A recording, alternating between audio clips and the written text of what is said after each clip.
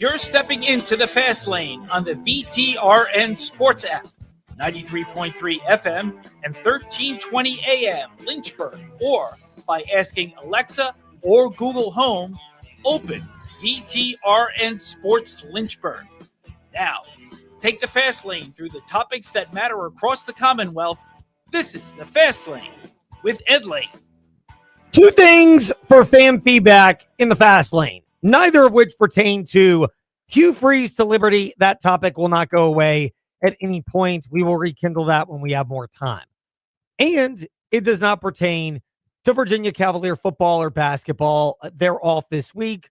JMU, I think we kind of get their situation. They need to run the score up on Washington State this coming Saturday and get the game over with as soon as possible so that when Coach Rick Kennedy and our guest at 5:15 p.m., Bob Alvis, and I are coming back from Jefferson Forest Cavaliers football presented by TroStall.com from John Hanley High School in Winchester, there is less traffic. Yes, that is the total selfish way to look at this. But there are two things to discuss in our fan feedback, which we get to right now.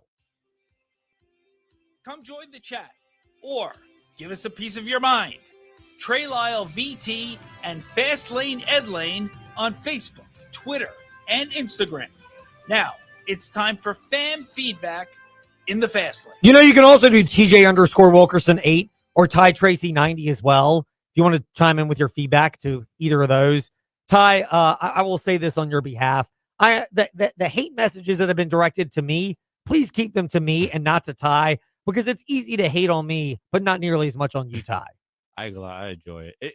I ain't gonna lie. Like, of social media, when people express their anger, it's entertaining. It just makes me laugh. My favorite is the run-on sentence. When someone gets upset and it's like a paragraph with no punctuation, caps locks, or periods, and you're just sitting there trying to figure out like where this thought and sentence are supposed to end and where the next one begins. I know. I just be just like, he gotta go back there. He gotta go back to English class or something. Yes, that is correct. You certainly would think that. So James Franklin hired as Virginia Tech's head football coach. Plenty of feedback has come in predictably on that. We'll get to it in a moment. But big time football at Virginia Tech. I think this is a part of the reason why Virginia Tech fans feel a level of excitement they have not felt in a while. At the end of the Frank Beamer era and even in the Fuente and Pry eras, I don't think they had the cachet of James Franklin.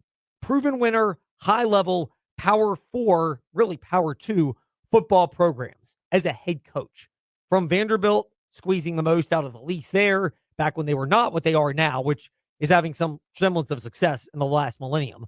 But, and beyond that, elevating Penn State to where they were a consistent 10-win team. I know he couldn't get over the hump in big games, but he got them to the point where they were a serious contender for premium recruits and being in the discussion every year as a legitimate college football playoff threat, which is why this comment appeals to Virginia Tech fans. These young men that we're going to be recruiting, they're going to be recruited from all the top programs in the country.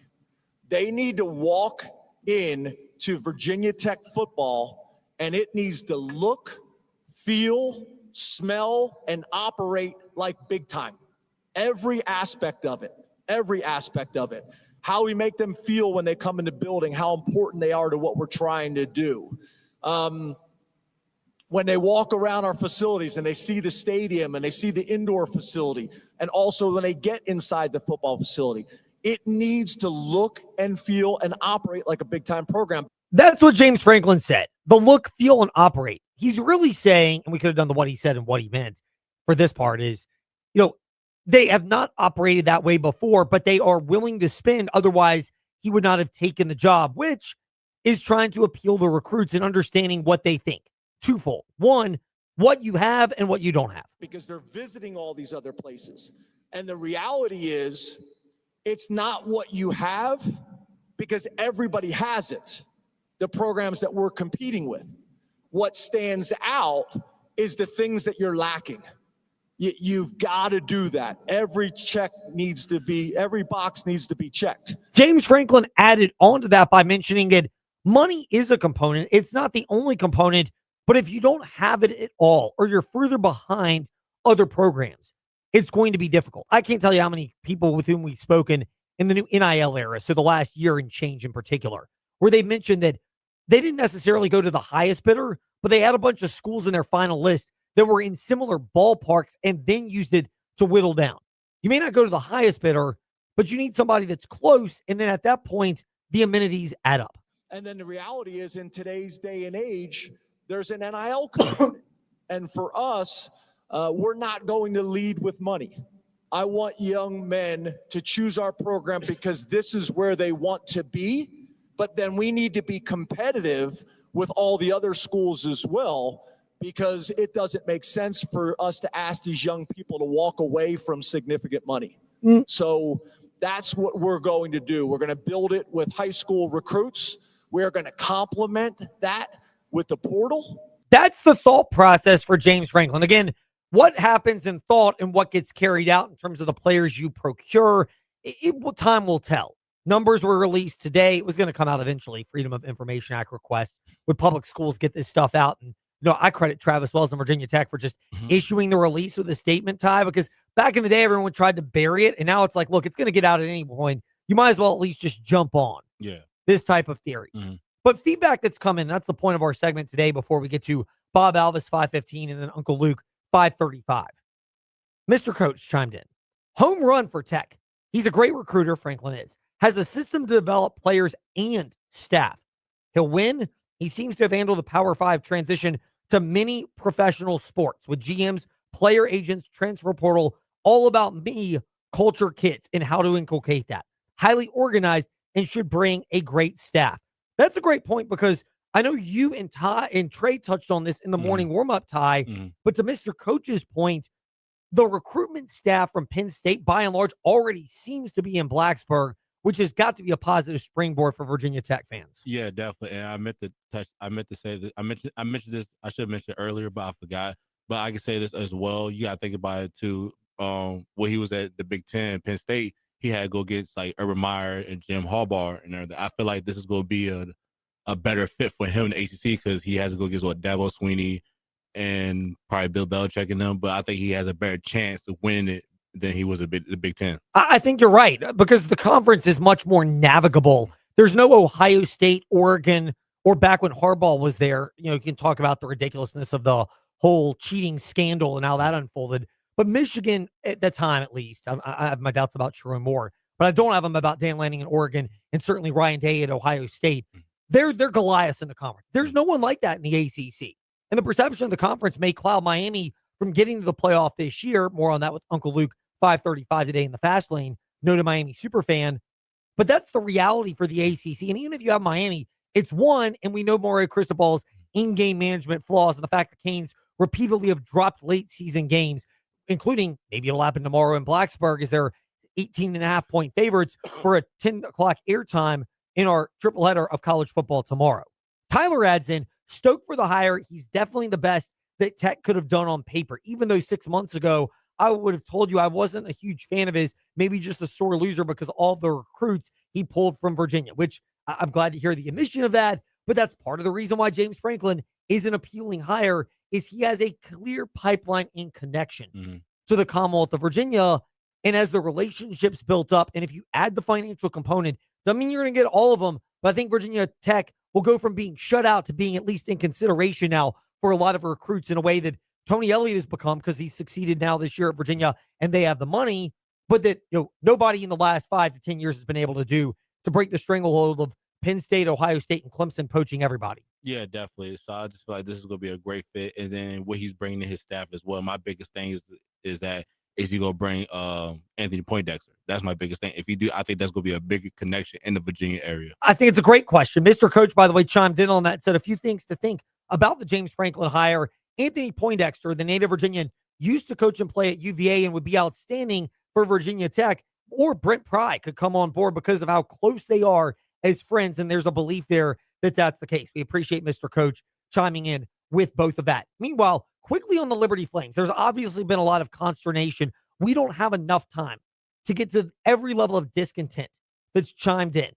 But we've played some of the sound bites from fan disengagement and disgruntlement. Dave chimed in, I'm sorry, what? We've seen this so often trying to interpret what Jamie Chadwell has said as his press conferences. Rob, a different idea, much more believable, says, keep coaching hard, coach. We're pulling for you and praying for the whole team from week to week. I think a lot of Flames fans still have that. I'm in the boat that something has to change. It doesn't have to be Chadwell, but something's going to have to change this offseason because the offense, even more so than the defense, is harder to explain. Defense lost their two best defensive linemen, Hardy and Bush, to the portal, and I think it really changed the game plan of Liberty's defense. And they've hung in there, but obviously deficient in the front four, which is going to be a challenge. But for the Flames offense, I think the Vasco, Chadwell, Corn offensive marriage, some element of that's going to have to change. And I'm not saying one has to be gone or not, but you can't have no competition for Vasco at quarterback at all, given what happens. I'd go the other direction. I think maybe you keep Ethan out, but I wouldn't be shocked if, 4 of the 5 quarterbacks from Liberty's room entering the season are gone. We know Berger is a medical redshirt, so he will not be back. Do you move on from Vasco and say, hey, we can do better? I think Bradford, I would be stunned if Jaden Bradford returns, given he was a 4-star recruit and there's never really been given a chance for him to play. Some people say it's justified. The description I've heard is you get some wow moments and then you get some moments where you go, oh my goodness, what's going on? And but I'm gonna throw some out real quick. What I told Bryce and Gordon, they need work on their front seven. I think that's the biggest thing because they cannot stop nothing between tackles. Yeah, I mean, defensively, you've got to improve on that. I think the transfer portal window can change because you can have a better knowledge of personnel than going through all of spring ball with what you think is going to happen and having to change. But when you mention the front seven, I'll go the other side. They've got to get better on the offensive line as well because that unit never seemed to gel and come together until it's been too late. And even if the Flames win against La Tech and Kennesaw State, 6-6 is not the expectation when you're pumping the resources into the Flames that they are. More on this. This topic is not going to go away. In the meantime, we will be back with Bob Alvis of the Sports Buffet podcast next. We have to look to high school football and other sports, and then Uncle Luke on Franklin to Virginia Tech next here in the Fast Lane on the VTRN Sports app. Mark Dalton here with Terry Subaru. Love to drive? Then you'll love the all-new 2025 Subaru Wilderness family. These cars are built for adventure with symmetrical all-wheel drive, rugged capability, and legendary Subaru reliability. These stylish vehicles are ready for anything. Plus, every new Subaru we sell comes with an exclusive Terry Promise, a lifetime powertrain warranty. Visit us on Forest Road in Lynchburg or browse our inventory online 24/7 at terrysubaru.com. Terry Subaru. You'll love our cars. Going once, going twice, gone. This is the last year you can have Terrell E. Mosley install a new qualifying heat pump and get a $2,000 federal tax credit. If your current system is over 10 years old, you should seriously consider updating your system and take advantage of this tax credit. Not to mention, a new, more energy-efficient system will also save you on your electric bill. Call Terrell E. Mosley. It's a free service for them to come and discuss the options available to you. Don't miss out. Call Terrell E. Mosley or visit them at terrellemosley.com. Hey, small to medium business owners, if you're frustrated with slow IT support, high costs, or paying for services you just don't use, it's time for a change. Hi, I'm Colt with We Fix Stupid Computers. We provide reliable on-site and remote support tailored for businesses just like yours. And we go beyond just fixing problems. We empower your staff with real tech knowledge so they can work smarter every day. From repairs to training to full IT support, we save you time, stress, and money. Call We Fix Stupid Computers, 434-525-8590, where smart support meets real savings. This holiday season, take a step back in time to the heart of the 1940s. Join us at Cedar Oaks Farm in Bedford, Virginia for The Christmas List, a World War II era radio play recorded live to benefit the National Center for Healthy Veterans. Experience the story of the Bedford Boys and their last Christmas before shipping out to serve their country. A moving night of laughter, love, and the true spirit of Christmas, featuring live music, classic sound effects, and a full cast performing just like the golden days of radio. Jing-a-ling, jing-a-ling, jing-a-ling, the night is made for sweet romancing. Ha, ho, through the snow we go. Performances are December 12th and 13th at 7 p.m. and December 14th at 2 p.m. Tickets are on sale now at cedaroaksfarm.com, with proceeds benefiting the National Center for Healthy Veterans. Come share a nostalgic Christmas at Cedar Oaks Farm, where memories, music, and history come alive. After another win against the East Eagle Eyes Hilltoppers in a playoff edition of the Black and Blue Bowl, Jefferson Forest Cavaliers football, presented by Trojball.com, moves to round 2 of the VHSL Class 4 playoffs this Saturday, November 22nd at John Hanley High School in Winchester. Your Central VA 4 and kickoff show starts at 12:30 on the Virginia's Talk Station app, 100.9 FM Lynchburg, 95.5 FM Bedford, and Open Virginia Talk Radio Network on your smart speaker. JF Football is also presented by Crossroads Family Dentistry, Forest Youth Athletic Association, Meineke Car Care, and the Andy Matthews Insurance Agency.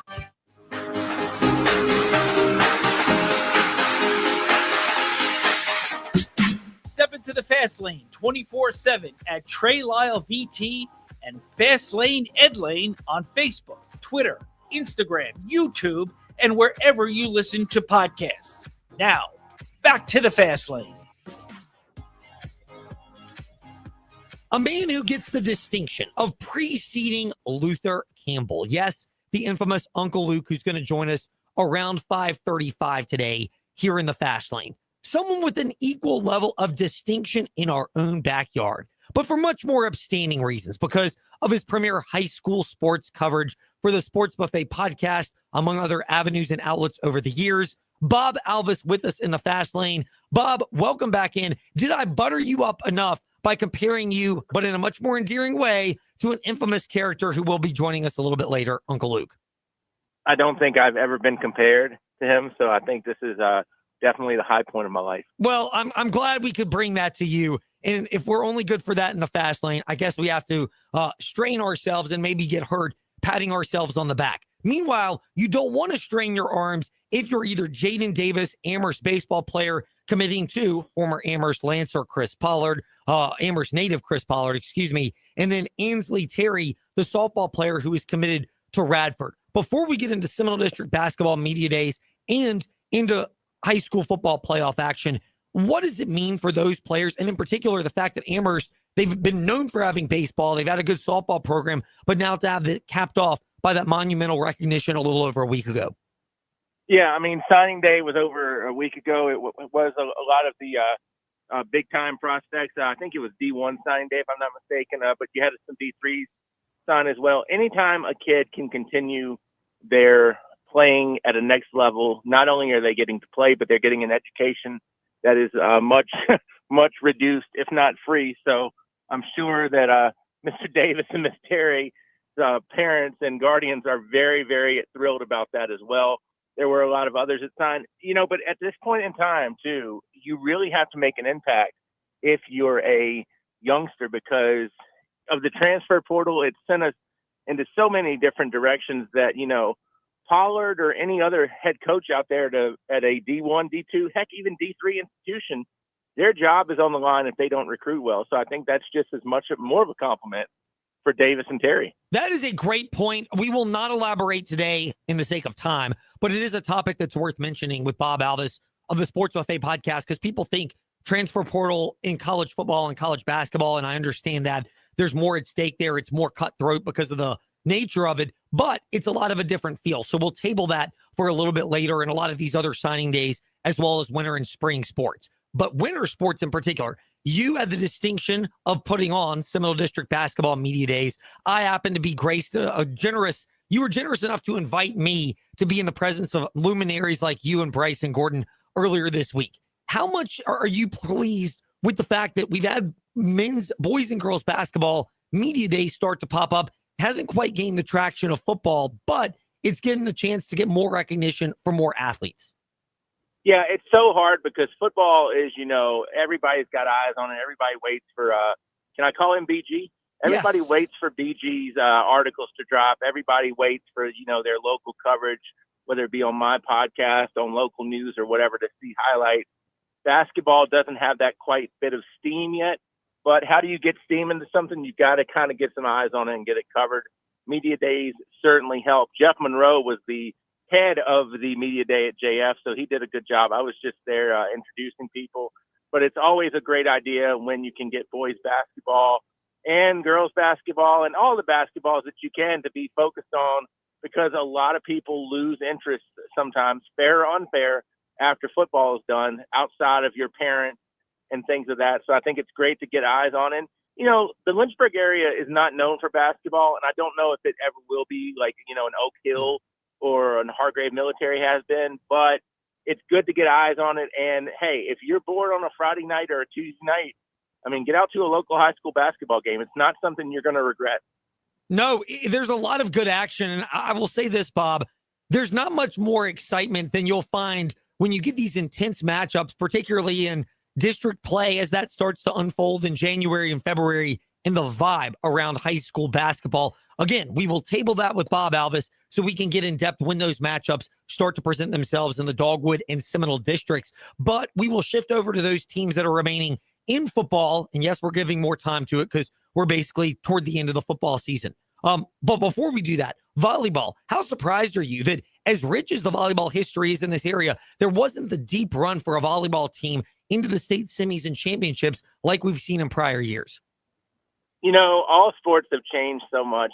Fun fact, I used to actually help coach volleyball at the high school level. So I do get to be, quote unquote, a little bit of an expert, I guess. But, a lot of it too is education with people in terms of understanding volleyball. But to answer your question, yeah, it's different. I mean, Northern Virginia really has had a grip on volleyball. Southwest Virginia really is a lot of hard workers.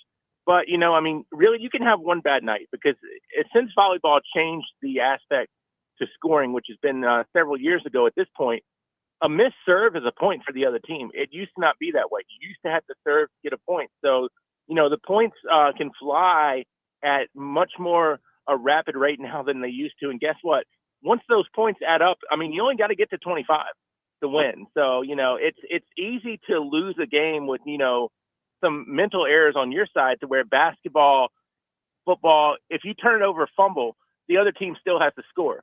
They're scoring when you just miss a serve or hit one out in volleyball. So, I think not mistakes have compound things, but sometimes I think a string of mistakes can lead. And, I don't want to say the best team doesn't always win, but the most opportunistic team can really win in volleyball. And if you make errors, you're going to give a game to another team. Bob Alvis of the Sports Buffet podcast, big into local sports and covers it, and generous enough to join us here in the Fast Lane. Now to the high school football action.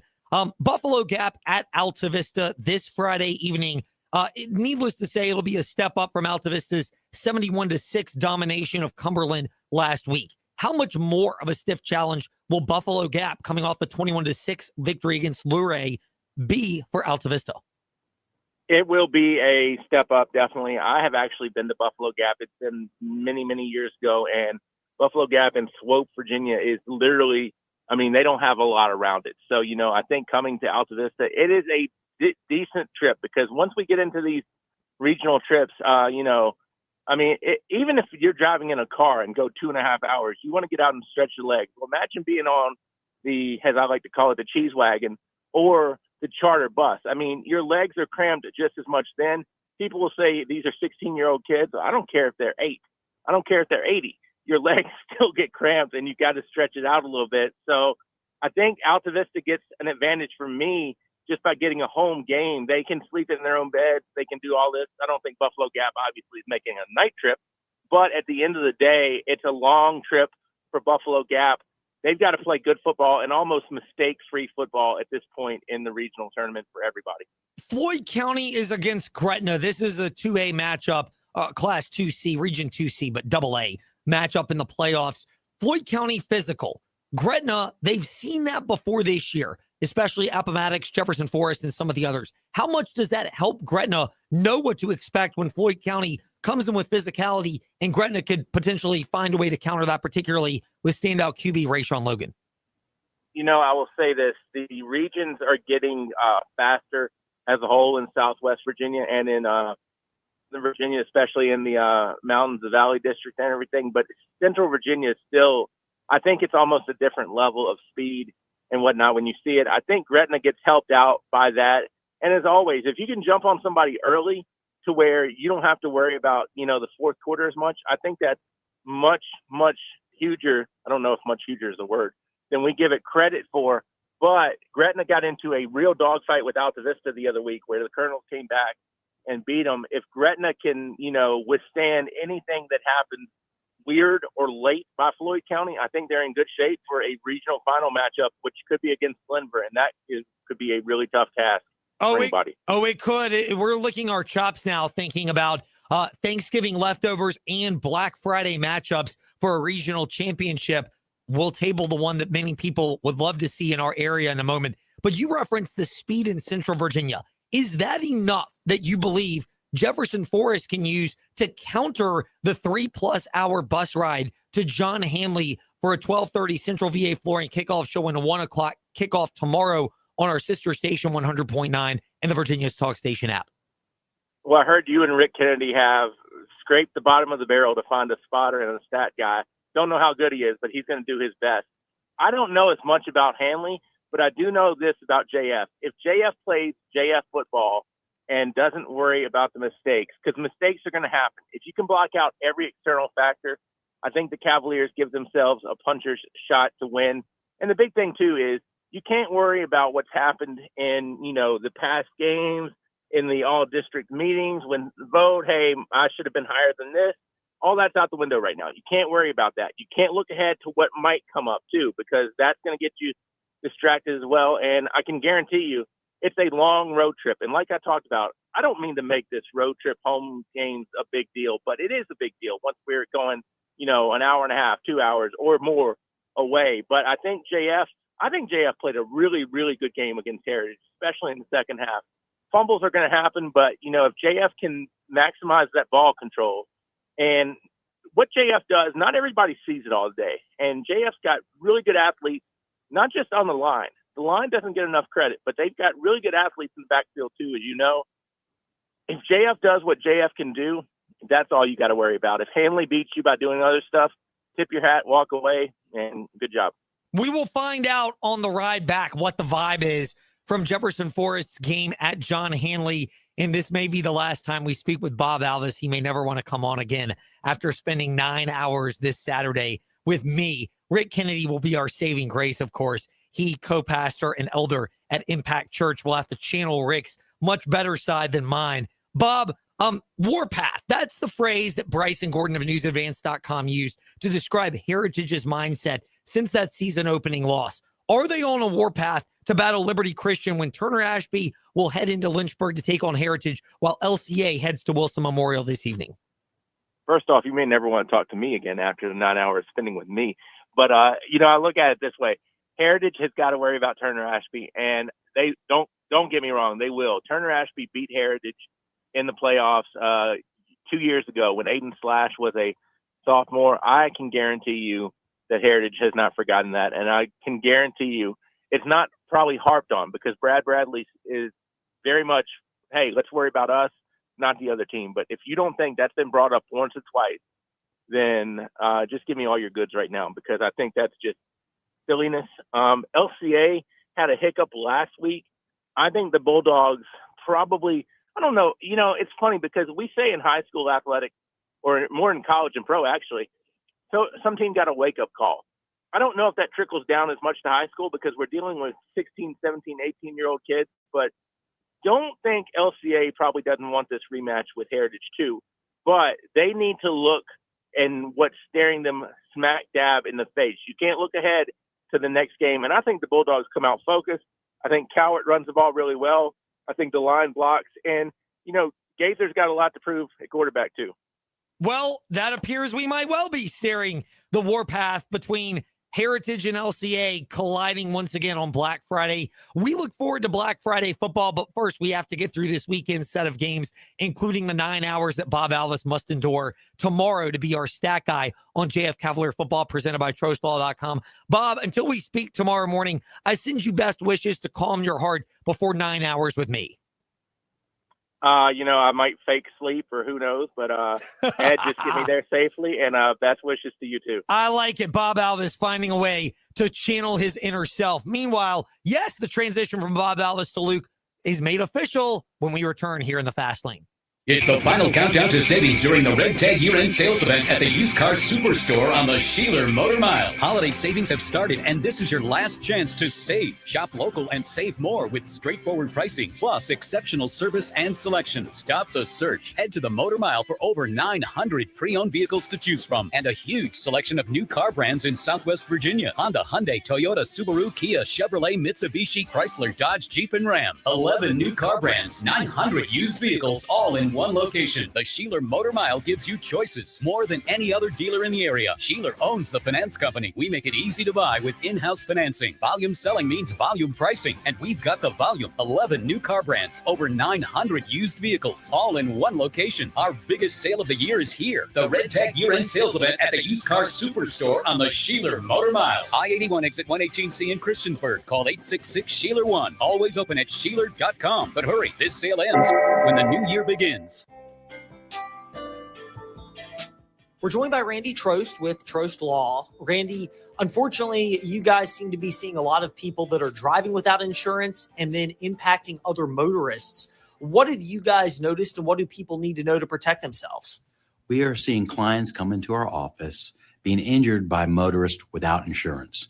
And the most important thing that a person can do to protect themselves against these uninsured motorists or underinsured motorists is to make sure their own uninsured, underinsured coverage matches their liability coverage for their insurance policy on their car, and make sure they have more than the minimum liability coverage limits in uninsured, underinsured motorist liability coverage limits. Randy Trost with Trost Law discussing how you can protect yourself from uninsured or underinsured motorists. When people are considering their policies, do you have any do's or don'ts to make sure they have a strong policy?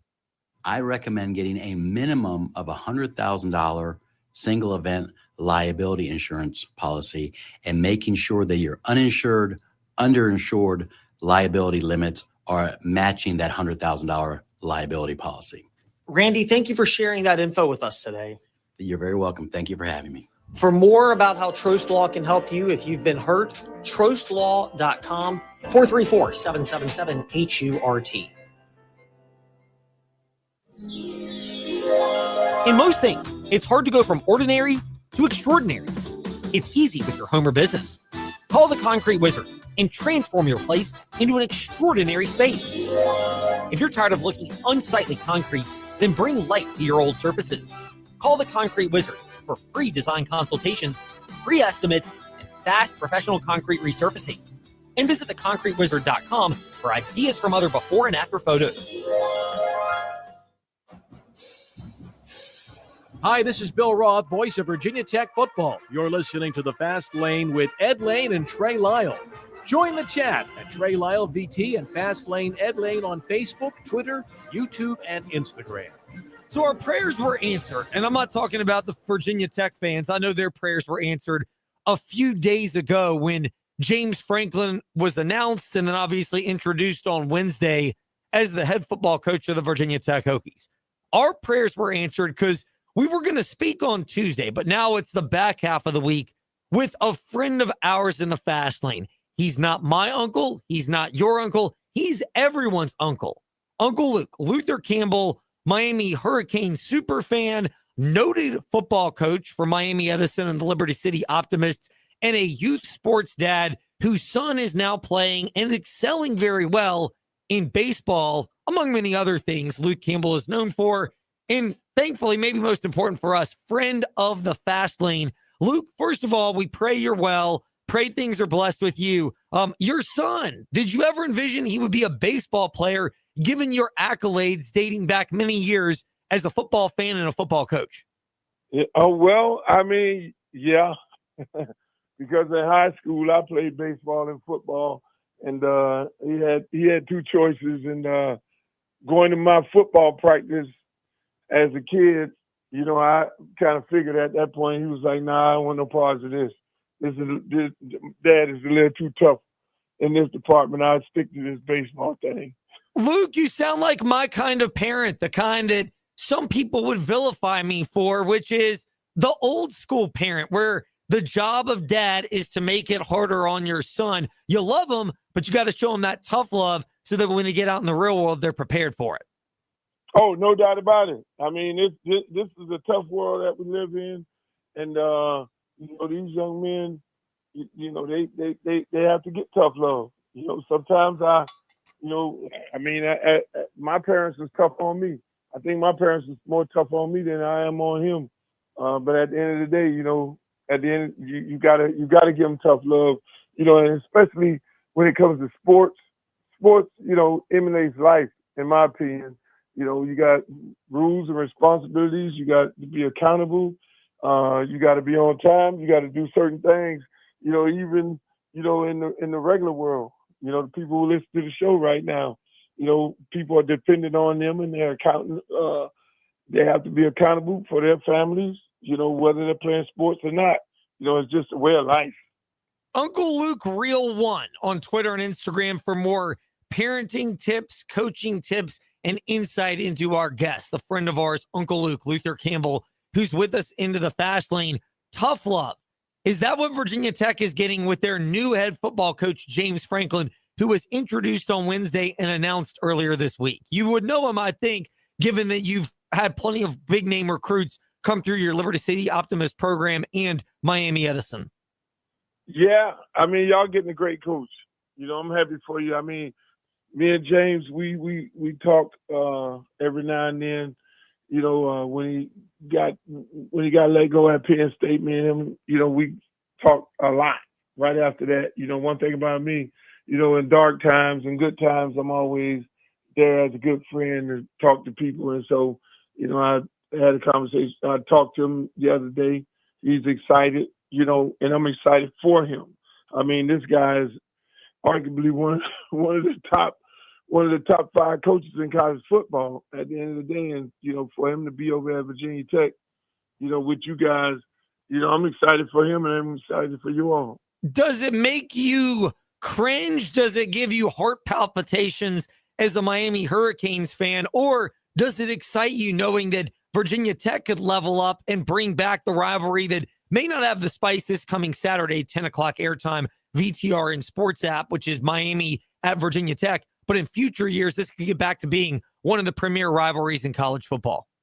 Yeah, it's exciting. I mean, it for more reasons than one. I mean, one, as a high school football coach, I have a place at Virginia Tech. They'll probably, you know, knowing Coach Franklin, he's going to recruit South Florida, and that's an opportunity for kids to be able to go up at Virginia Tech and play football. And excited for the conference because, as you can see right now, you know, nobody has any respect for the ACC conference because we haven't been doing what we need doing to get Virginia Tech back to where they used to be, where them in Miami, when they first came over into the ACC, where they were at. You know, that's going to be a great thing for the conference, you know, and the competitive spirit of it all. So it's a beautiful thing. And maybe we'll get this rivalry back because it hasn't been a rivalry. We've just been beating y'all too much. Oh, there it is again from Uncle Luke. I knew it was coming. It only took us 5 minutes for the barbs to be thrown. Luke, is there mercy that may be shown this coming Saturday? Is that the point that we'll get to? Is Miami in for a bit of an awakening when they come up to Blacksburg in an unusually jazzed up crowd for everything else, not necessarily the team on the football field? What are you anticipating when Miami and Virginia Tech kick off at noon, VTR and Sports app on this Saturday? I'm anticipating University of Miami sending James Franklin and his new regime a message that, you know, this is how we're going to continue beating y'all, which I don't think going to happen because Coach Franklin is a great coach. You got to send him a message because I know he's going to be at the game and everybody going to get all revved up and all lathered up. And at the end of the day, we got to come up in there because we're trying to still get into the playoff and handle our business. But I'm just happy that the game is not at night like it normally is. It's 12 o'clock, high noon. We come in there and get up out of there real quick with a victory and hopefully try and sneak some way into this playoff. Luke, you and me both are now at the point where we like earlier games. I guess that says that we're getting older and the unfortunate reality we must confront here in the fast lane. Luke, style points in this matchup. We're seeing it as an important thing in our backyard. JMU outside looking in for the Group of 5 college football playoff team.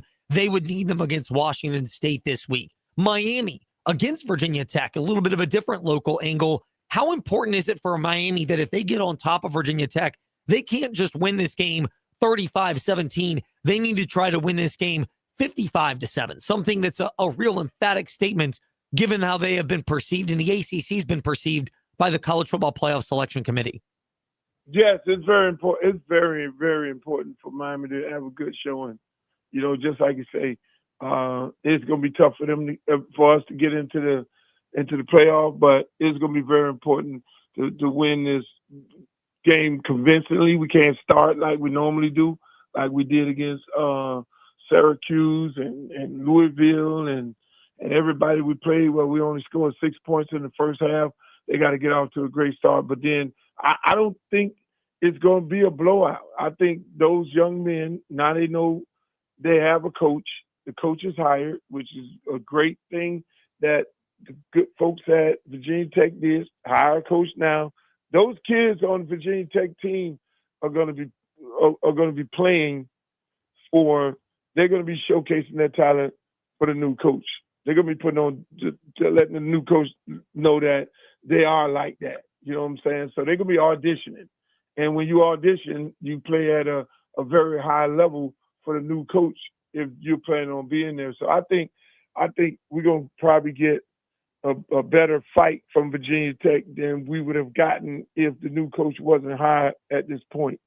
You took the thought right off the tip of my head, which might be a scary thing for Luther Campbell, Uncle Luke, friend of ours, Miami Hurricanes super fan and noted high school and youth football coach, Liberty City Optimist Youth, Miami Edison High School down in Florida, and he's a friend of ours here in the fast lane. What pep in the step does that give even the current Virginia Tech players, knowing there's a chance they may not make it, but they now have essentially 2 games left in the regular season and practices to show out for a coach that may elect to keep them? Yeah, it's very important. It's very important. I mean, and to play Miami, a team like Miami, that shows you go out there and ball out. That lets the new coach know that, hey, look, number one, I am that guy. You know what I'm saying? And this day of NIL, you know, these young men are looking to go back to the table. You know, and now, but you got to put on a show for the new coach to be able to go back to the table if you're that guy and possibly some other team that you may be going to. So what better way of playing at a very, very high level against a big-time opponent like the University of Miami? So I think we're going to get probably we're going to get the biggest punch from Virginia Tech that Virginia Tech probably has delivered the entire year because of that. So, you know, I hope Miami we don't go up in there sleepwalking thinking that this is the Virginia Tech based on their record. No, this is going to be a totally different Virginia Tech team. It's a fascinating angle because this is a Virginia Tech team that has looked very dormant for much of the season, but now they get this little shot in the arm, so to speak, with the James Franklin hiring announcement. You mentioned it a moment ago, and we're chatting with Uncle Luke, who has great experience from the Liberty City Optimists all the way to Miami Edison, coaching successful college players. Many of them have gone on to successful professional careers. What is the value and how is it different now for programs? We'll use James Madison in our backyard as an example. Their coach, Bob Chesney, rumored to be going to a bunch of different Power 4 offerings. Is that a distraction the way it used to be? Or because players are auditioning, they may be auditioning to join a coach with a new opportunity, or they know that even if the coach has got one foot out the door, they need to keep putting their best foot forward because it may enhance their opportunity next year. Yeah, I mean, they you know, those players have to continue doing what they're doing. I mean, look at the situation with the coach over at Indiana. He took most of his team from his FBS school, and so they knew he was going to be able to get a job because of the success that he was having at the school that he was at before Indiana. What did he do? Bring half the team with him.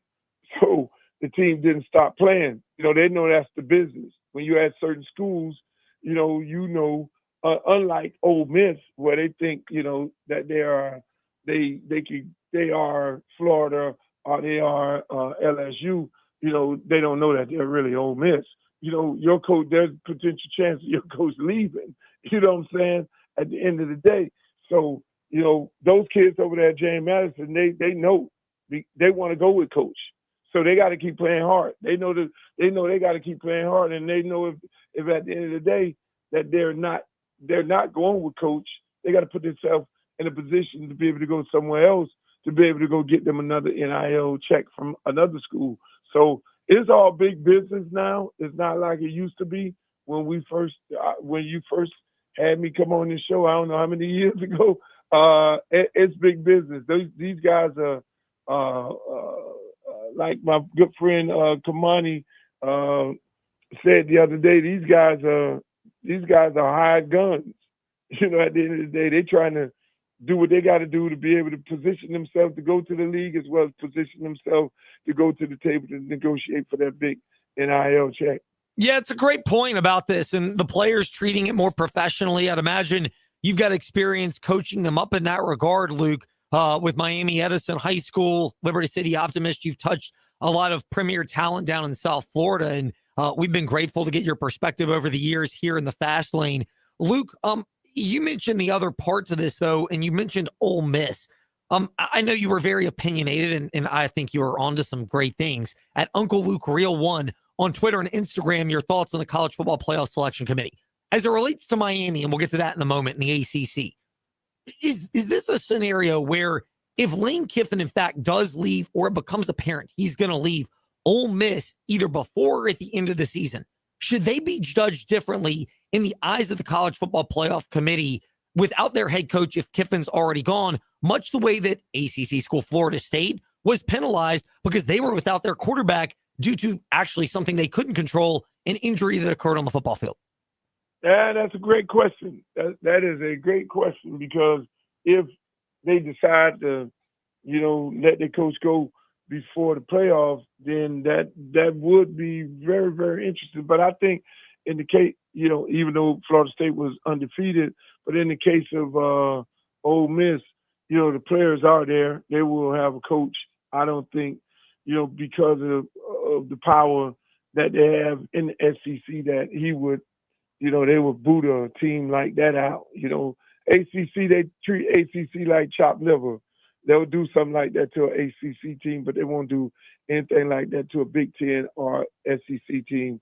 Boot them because the coach is not there or because the quarterback got injured or something like that, and they limped into an undefeated season. Now, I don't see that happening. All right. The other part for the College Football Playoff Selection Committee, and you delivered an impassioned speech. I guess it was Wednesday. Maybe it was Thursday. I'll get my usher on and confess that I can't remember which day it was. But it was about the College Football Playoff Selection Committee's perception of the ACC and of Miami as well, which it looks like the ACC would probably get one team in the playoff. How much of this is the ACC not performing on the football field? How much of this is the ACC lacking the top-end leadership with their commissioner, Jim Phillips, and frankly, coaches in schools for not fighting for themselves, advocating for themselves, and pardon the expression here, but pimping their brand the way that other conferences have to up the perception in the playoff selection committee's eyes?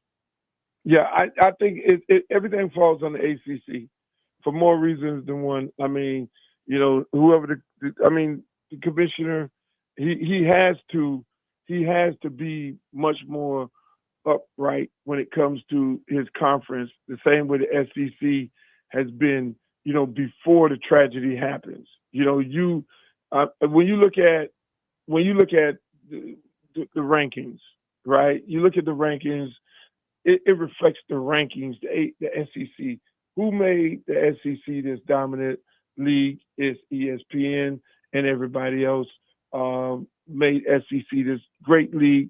So what ends up happening? SEC teams that may have similar records to ACC teams will get ranked higher. So then now when you play the game in the SEC, you played against 14th ranked Vanderbilt, which is not a great team. The other part of that is, the other part of that problem is Notre Dame. ACC cuts this deal with Notre Dame and gives them 4 ACC games, but they're not in the conference when it comes to football, but they're in the conference when it comes to basketball and all the other sports. So they're getting, just in your words, pimped by Notre Dame. Notre Dame ultimately will be taking the spot from Miami that they don't deserve. You know what I'm saying? And so at the end of the day, the ACC commissioner is allowing all this to happen. He's not going to, hey, look, whoever the powers that be, and say, hey, look, you got to give more respect to our league. I mean, for Georgia Tech, when they were undefeated, had never been ranked in the top 10, that's bananas. That tells you the lack of respect for the ACC. And they know at this point, when the college football started doing their rankings, that Georgia Tech wouldn't nowhere be found in those top rankings. For Miami to be ranked higher than Georgia Tech, yeah, I understand the record. I understand that, all that. But then if you take SEC teams and build their brand up, and you build the wins and losses, and you rank them higher, then you're going to get this type of situation right here. Yeah, I mean, you're in this spot where now, I mean, what's the point in playing head-to-head? Miami beat Notre Dame. They could have the same record, and it's basically, well, Notre Dame's losses are not as bad, even if they don't have good wins, whereas Miami's basically being penalized for losing later in the season. Yeah, and it's crazy because, I mean, when you look at Notre Dame, they played Arkansas. I think they probably won 2 games. They played Purdue, maybe won 1 game. You know, Miami don't have anybody on their schedule that they played that only won 1 and 2 games. You know what I'm saying? You know, maybe 1 team. You know, so, you know, Notre Dame strategically picks their schedule. They play against bottom feeders in ACC and SEC and Big Ten. And at the end of the day, they can, you know, they'll take a spot. So the bottom line is for the ACC not to negotiate at least 2 teams in the playoff. That's malpractice, and the commissioner should be fired for that, because you just said that the ACC is chopped liver. It's no different than at-large bid from one of these AAC conferences, one of these joke conferences, you know, G5, FBS conference. You just put us in that, you know, and they have leverage. You know, we got great baseball, we got great basketball, and you need to use that as leverage, you know, to say, hey, look, you know, we're going to do whatever we're going to do. You know, you got to respect our football. The Uncle Luke Show, of course, he's got Uncle Luke Real One on Twitter and Instagram. Luke, last one on this, and then we'll ask you about your Thanksgiving program, which is really cool to wrap it up. But if Notre Dame gets in over Miami, and that's really what it comes down to at the end of the year, should the ACC's commissioner say, we're just done scheduling and partnering with Notre Dame, find another home for your non-revenue sports, schedule someone else, and oh, by the way, good luck, because if everyone's going to non-conference games, there are going to be fewer power players that are going to want to play Notre Dame, because they're going to have more conference games, and usually those 3 non-cons are going to be easier opponents. Notre Dame wouldn't qualify. Yeah, they have to. The ACC has to. I mean, because now they're taking revenue and they're taking one of their slots from one of their teams. You know what I'm saying? You got that. You can't schedule them. You can't give them 4 games. You know, you got to tell them, look, you got to make a decision. You need to be in the ACC on a regular basis on football, just like in every other sport, because you're directly affecting our revenue and you're affecting our teams that are playing in our conference. You know what I'm saying? So they have to do that. They got to give Notre Dame ultimatum, because at the end of the day, they're going to continue taking that spot, you know, because they're going to strategically schedule their games the way that they're going to schedule them, and they're going to win 10 games, and they're going to get picked over any ACC team that's maybe a second-tier team. Luke, we'll wrap it up on this. More importantly than all the great football talk, and we love it, from Uncle Luke, Luther Campbell, Miami superfan, youth football coach, Liberty City Optimists, high school football coach, Miami Edison, and of course, hip-hop mogul is with us in the fast lane. This coming Monday, 6 to 8 p.m., you and your Liberty City Optimists at Charles Hadley Park, 6 to 8 p.m., complete family-style dinners for Thanksgiving. We mentioned that because so many of our listeners tune in at VTRN Sports, the app, or Fastlane, Edlane, wherever they listen to podcasts around the world. And if anyone's around that area, what does it mean to you and your youth football program, where not only can you give away Thanksgiving meals, but they can experience what it's like as they gain success in athletics, the value of giving back? Man, the value of giving back is great. I mean, we have a program with about 700 kids, and this first event is going to be with this arguably the best 7-on-7 program in the country, SFE, you know, who has, you know, 5-star players every year. Their whole team comprised 2 teams comprised of 5-star players from all over the country. And those guys, you know, reached out and say, look, man, we want to do something. We want to give back, which is a great thing. We got Bam Adebayo. He's going to do a big Thanksgiving giveaway at our program. He's a friend of mine and friend of our program. Then we got Kalijah Kancey, who played at our program, who's first-round draft pick at Tampa Bay Buccaneers. He's going to do another drive. It's never not enough, you know. And I urge people wherever they are at, you know, hey, look, you know, just reach one and feed one, because everybody don't have it like all of us, you know. And if you can drop off a gift, or some turkey or whatever it may be, you know, to a program or to a family, a needy family, do that, because, you know, these are some tough times that we all know. And to have those guys be able to come back and give back, and for our program to be a launching point in place, is a beautiful thing for us. Yes, it is. It's beautiful. It's wonderful to see, and we're appreciative of it from Luke, Uncle Luke, friend of ours in the Fast Lane. Luke, have a happy Thanksgiving. And if we don't speak sooner, Merry Christmas and a Happy New Year to you and yours. We are thankful for being able to connect with you so regularly here in the Fast Lane. Hey, man, I appreciate you guys, and I appreciate doing the show, and I appreciate us, you know, coming up in Blackbird, y'all coming down here, and we just beating on Virginia Tech like we normally do. Enjoy it while it lasts, because it won't last much longer. Said by someone who's buying into the hopium. And James, you trust. Yes, indeed. Uncle Luke with us here to wrap up the Fast Lane. That is a fun way to go in the thoughts of many Virginia Tech fans. We appreciate your time today in the Fast Lane. If you missed anything from our great week, Fast Lane, Ed Lane, and the morning warm-up, however you listen to podcasts, we're back Monday, 5 to 6 p.m. And in the meantime, download the VTRN Sports app and check out VTRN Sports and Fast Lane Ed Lane on the socials for a full list of weekend games. Thanks for listening to The Fast Lane on VTRN Sports, 93.3 FM, W227BG Timberlake, and 1320 AM, WVGM Lynchburg. This is Sports Center. I'm Ed Benkin. First up, news from college football. Ole Miss says Coach Lane Kiffin will make his decision about his future on November 29th, one day after the Egg Bowl. According to ESPN's Pete Dowell.